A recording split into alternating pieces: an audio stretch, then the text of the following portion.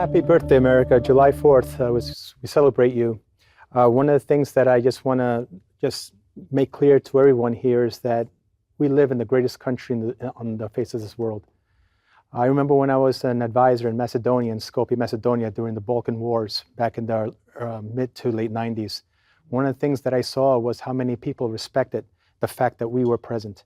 Our presence everywhere in the world was always pivotal. People always want to know what was it about the American people there that made it so special that other forces did not have.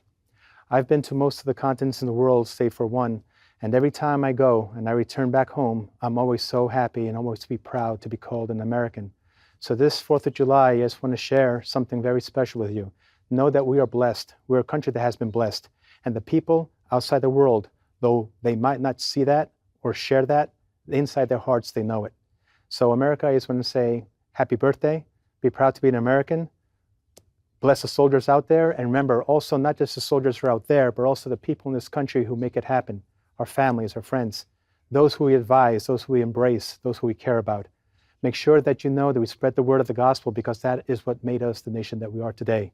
Let's keep that in focus as we continue on in this life as a beautiful nation. God bless.